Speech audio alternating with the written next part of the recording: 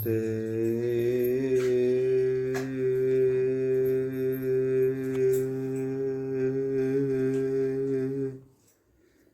वासुदेवाय।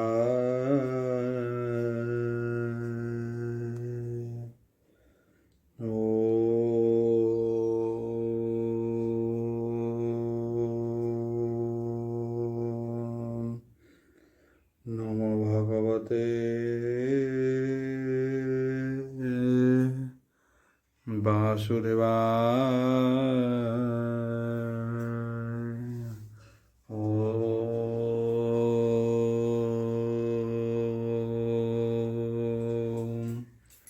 नमो भगवते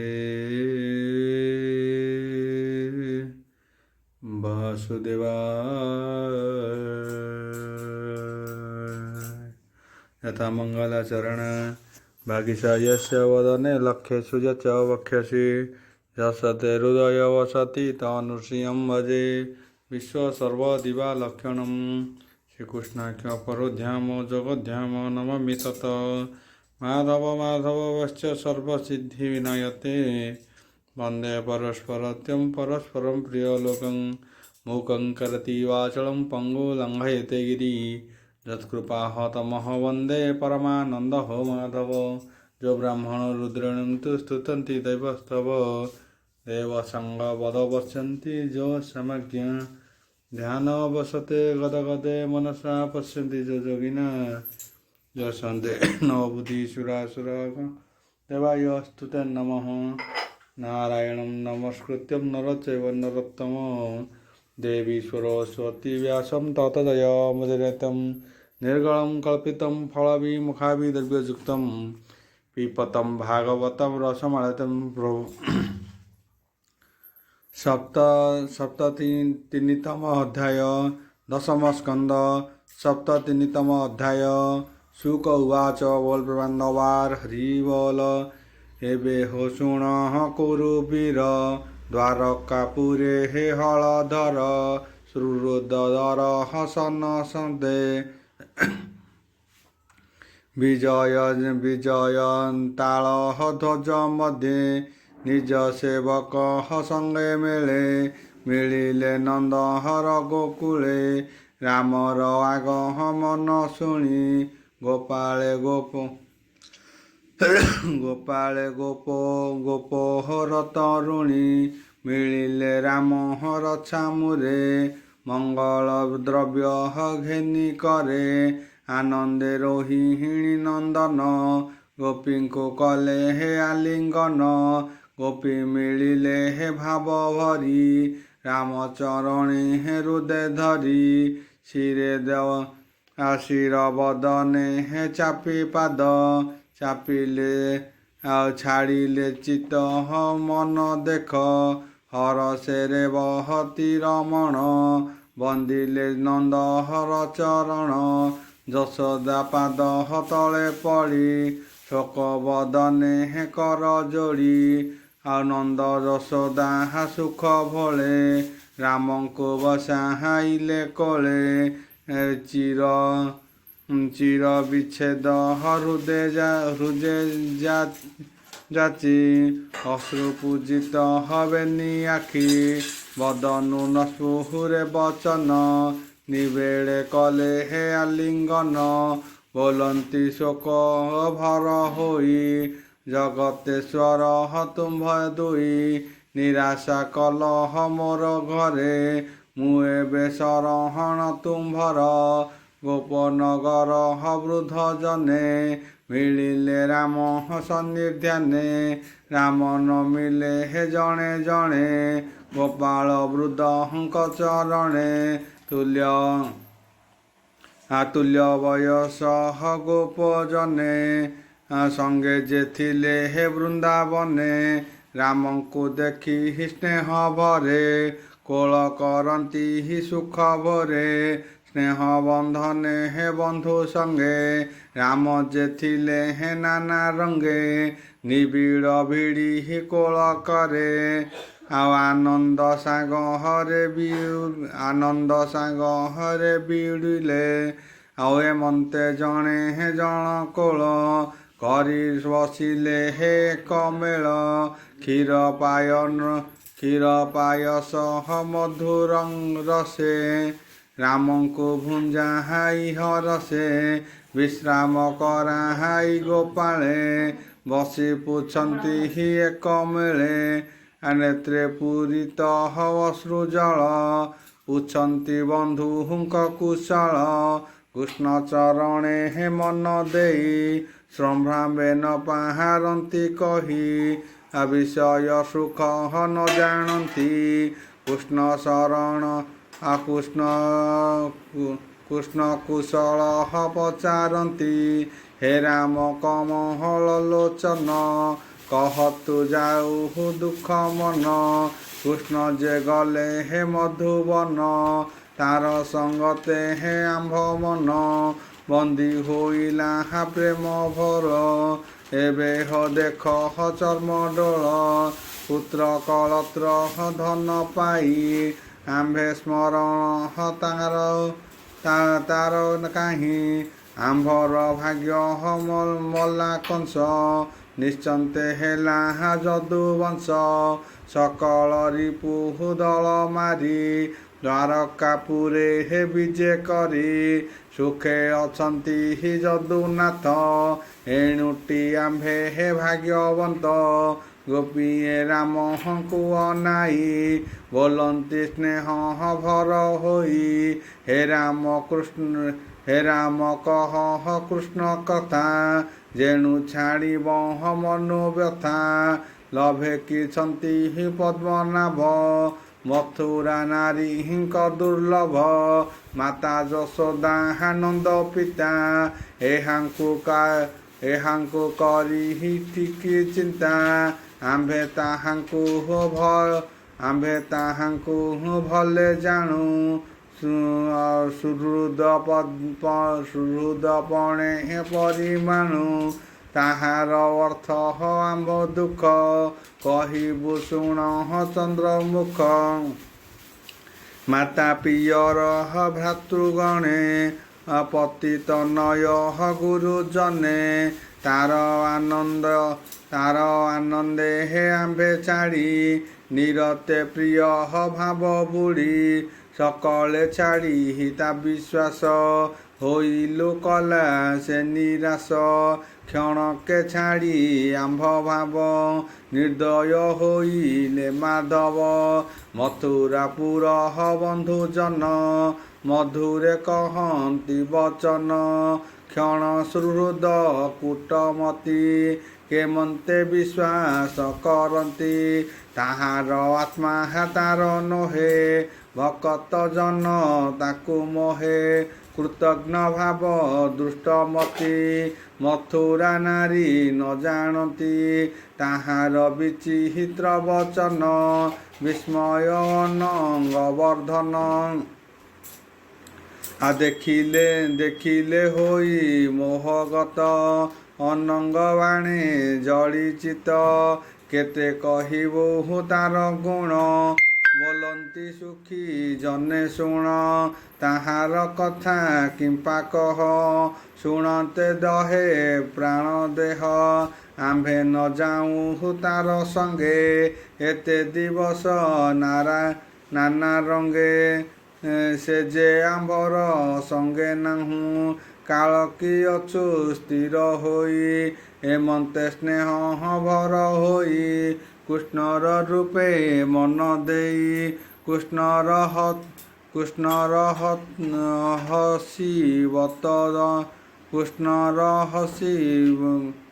ହସି ତବଦନ ମୋହର ଗଭୀର ବଚନ କଟାକ୍ଷ ଦୃଷ୍ଟି ଚିତ୍ର ଗତି ପ୍ରେମ ଆଲିଙ୍ଗନ ସୁରତି କାନ୍ଦନ୍ତି କୃଷ୍ଣ ଭାବ ବହି ଶଙ୍କର ଶରଣ ତାହା ଚାହିଁ କୃଷ୍ଣ ଯଶୋଦା କଥା ମାନ କହି ତୋଷିଲେ ତାଙ୍କ ମନ ନାନା ବିଶ୍ୱାସ ବାକ୍ୟ ରାମ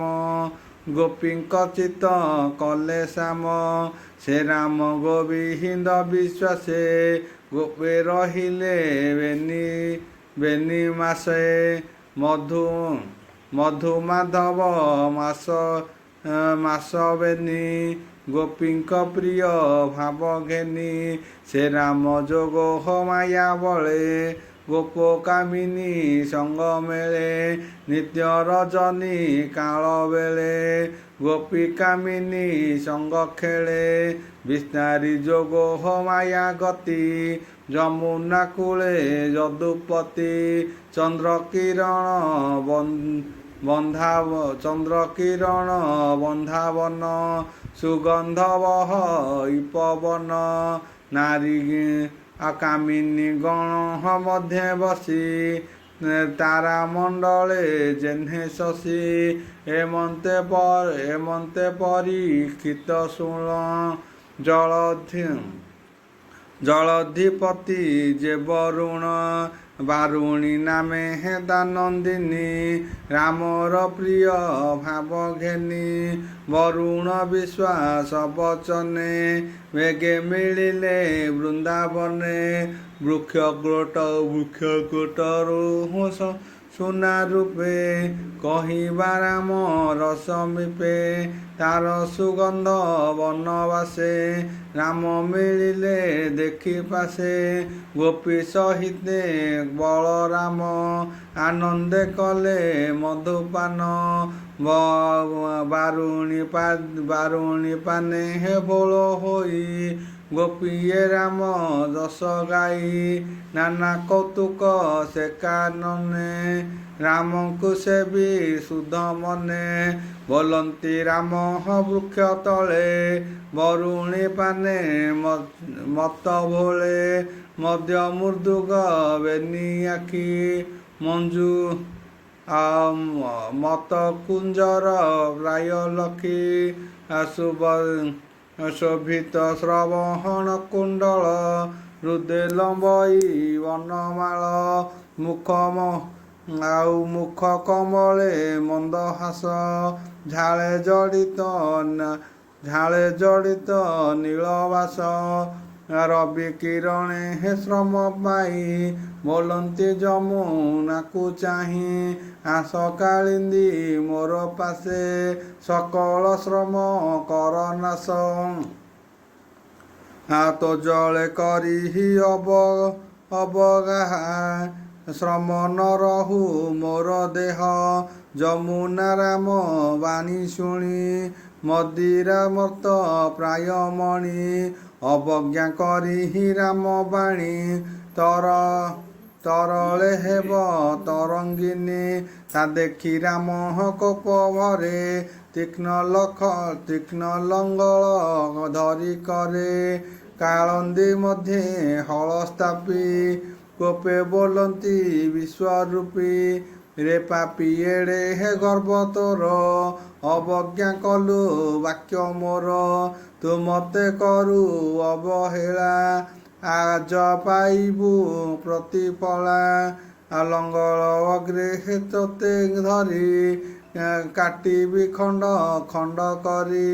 ନିଶ୍ଚୟ ମରିବୁ ଆଜ ତୁହି ଆଜ୍ଞା ଭାଙ୍ଗିଲୁ ଗର୍ବ ବହି ଏମନ୍ତେ ରାମ ବାକ୍ୟ ଶୁଣି ଭୟେ ବୋଲଇ ତରଙ୍ଗିଣୀ ଲହରୀ ବାଜେ ବେନି କରେ ମିଳିଲା ରାମର ପୟରେ କମଳ ଉପହାର ମୁଖେ ରାମଙ୍କୁ ବୋଲେ ଭୟ ଦୁଃଖେ ହେ ରାମ ମହାଭୁଜ ମୁହିଁ ନ ଜାଣେ ତୋର ତେଜ ତୋହର ଏ ଅହଂସେ ମହି ମୁକୁଟ ଶିରେ ଅଛି ହୋଇ ଜଗତପତି ମହିଧର ଭନାଥ ଶରଣ ମୁଁ ତୋର ମହିମା ଭଗବାନ ନ ଜାଣି କଲି ଅବଜ୍ଞାନ ପଶିଲି ତୋହର ଶରଣେ ସୁନ୍ଦର ଭୟ ଚରଣେ ତୁ ନାଥ ଭକତ ବତ୍ସଳ ଶରଣ ରଖ ଆଦିମୂଳ ହେମନ୍ତେ ନଦୀ ବାକ୍ୟ ଶୁଣି ହଳ ସଂହରି ହଳ ପାଣି ସକଳ ଗୋପୋହ ନାରୀ ମେଳେ ପଶିଲେ ଯମୁନାର ଜଳେ କରିଣ ଯୁଥ ଗଜବର ଯେହ୍ନେ ଦିଶଇ ମନୋହର ନିଶ୍ଚନ୍ତେ ଜଳ କ୍ରୀଡ଼ା ସାରି କୂଳେ ମିଳିଲେ ହଳଧାରୀ ତକ୍ଷଣେ ରବିର ନନ୍ଦିନୀ ନିର୍ମଳ ନୀଳ ବସ୍ତ୍ର ଘେନି ରାମର କରେ ଦେଲାଣି ଭୂଷଣ ନାନା ରତ୍ନମଣି ନୀଳ କମଳ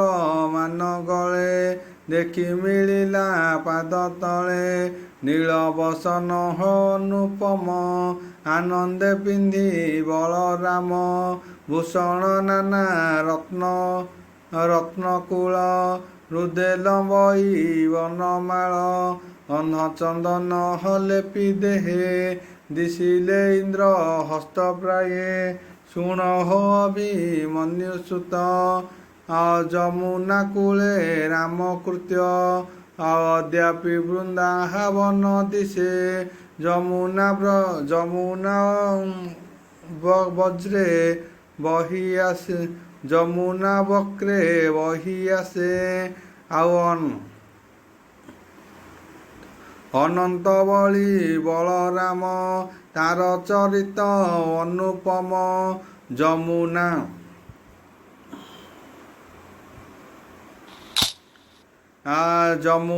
ତଟେ ହେ ବୃନ୍ଦାବନେ ଏବେ ତୁ ଶୁଣ ସାବଧାନେ ଆଉ ଏମନ୍ତେ କରି କ୍ରୀଡ଼ା ରସ ରାମ ରହିଲେ ବେନି ମାସ ଯେତେ ରଜନୀ ବେନି ମାସେ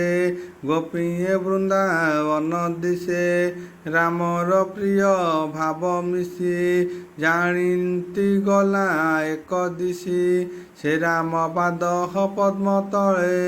ସୁଜନେ ଚିନ୍ତି ମଧ୍ୟ ବେଳେ ଆଉ ଅନନ୍ତ ଚରିତ ଅମୃତ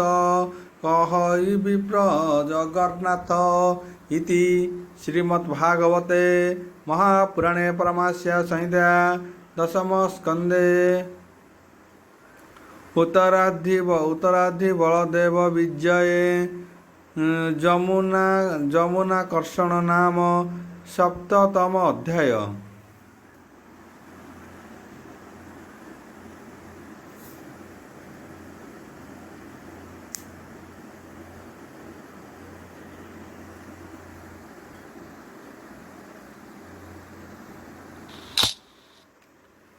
ଏକ ସପ୍ତତିମ ଅଧ୍ୟାୟ ଦଶମ ସ୍କନ୍ଧ 173ତମ ଅଧ୍ୟାୟ। ବୋଲ ପ୍ରମାନ୍ଦବାର ହରି ବୋଲ।